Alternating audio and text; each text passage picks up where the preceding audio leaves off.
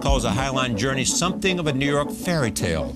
Paul Goldberger has called it surely the most important addition to the public realm of New York in this century. Now, of course, it's prime. It runs for 1.5 miles. And when you walk on it, you're floating among the rooftops, just 23 feet in the air. It is a magical garden in the sky. She had to sell this to the city council. What does she call you, dreamers? Do you think we got these dreamers? We don't understand these dreamers. You won't understand what's at work. It was incredible because in the beginning, people criticized us for that. I remember our first big city council hearing where everything was really still stacked against us. And the property owners that wanted to tear the High Line down, they said, it'll never happen. These guys are just dreamers. This is a pipe dream. You know, some people think it was an old subway or an L. It was always a freight line, and it came into Manhattan, and it would serve a lot of the buildings in the neighborhood. Every real estate person wanted it down. Why was it special for you? 12 years ago, I started my company again, and I found this wonderful little carriage house on West 12th Street. And I bought it, and everyone thought I was crazy. And what are you doing in this neighborhood? And it's disgusting, and it smells bad, and it's awful. But I followed my guts, and I did it. Then when you move in a neighborhood, what you do is you meet your neighbors.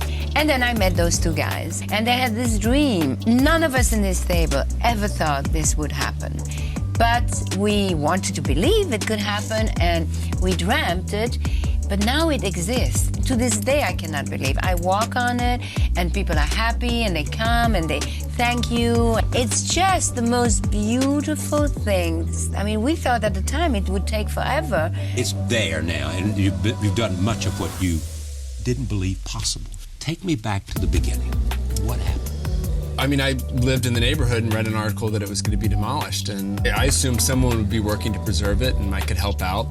Found out no one was doing anything. We didn't know each other. We just happened to sit next to each other, and everyone was opposed to it. Either they didn't care or they wanted to tear it down. So we exchanged business cards afterwards and decided, well, maybe we should start something.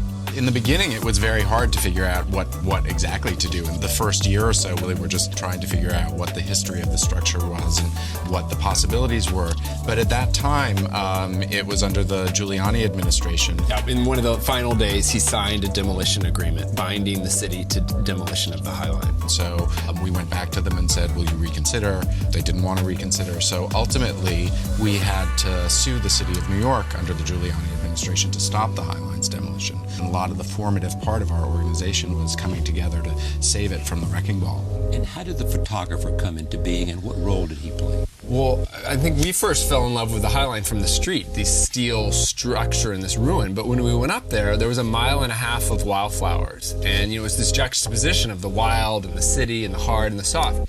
But it wasn't open to the public, so we knew we needed to capture it. So we got a wonderful artist named Joel Sternfeld to go up and photograph it. He took pictures all through the year and ultimately published a book with us called Walking the High Line. And that was our first fundraising. Exactly. We showed the pictures in my studio. And most people didn't know what was up there. You saw it from the street. Over the course of 20 years after the trains had stopped running, this incredible natural landscape had grown up in the gravel ballast of the High Line, all by itself. And it was really this incredible symbol of the way that nature can retake a massive industrial structure. And it was this long ribbon of green going through the city, but nobody could see it. And it's nature which showed us what it could be. And so it was very romantic at the time. Okay, the Giuliani administration is no more. And New York City has a new mayor, Michael Bloomberg. How did you hear from these guys?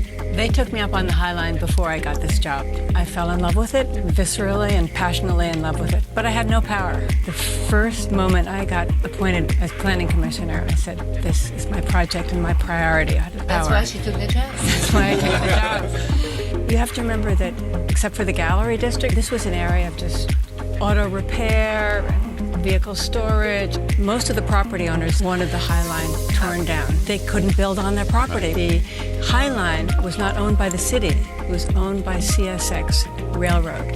And they would not give it to the city until every single property owner signed on. So zoning became the tool to persuade the property owners to sign on.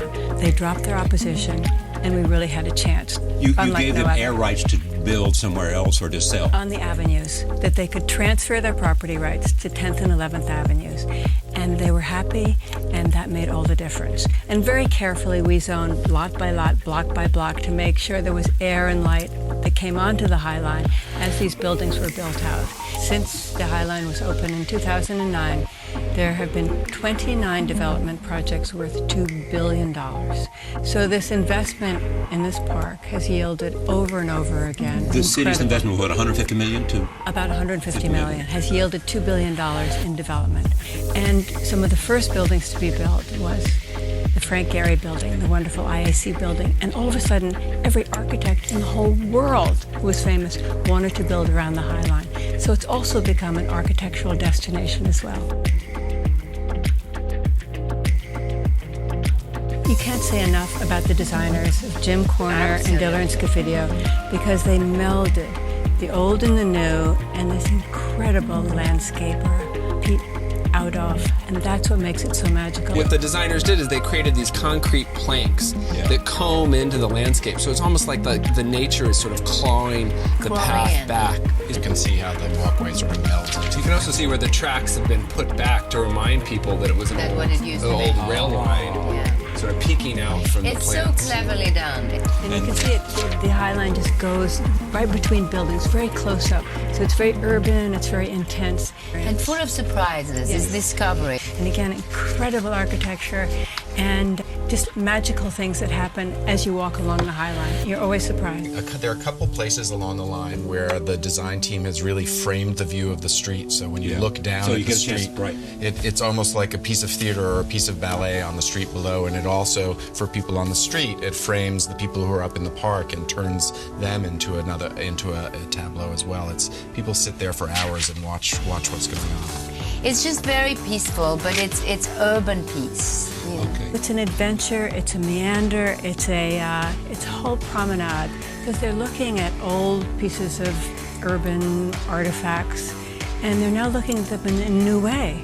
Then maybe you can keep them and not rip down the old. We live in a very dense city, and we like that. We like that kind of intensity.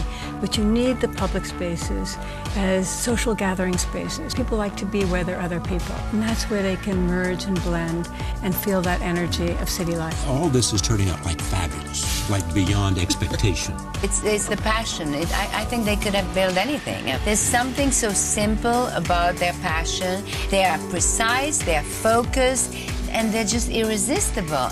And I fell in love with it, and it changed my life. Changed your life because it is the thing that you're among the most proud of, the things you've accomplished. If I could play a part in leaving this as a legacy for this city and for people to enjoy forever, I will have done something that I could never equal in any kind of aspiration. It's just the best thing I could imagine.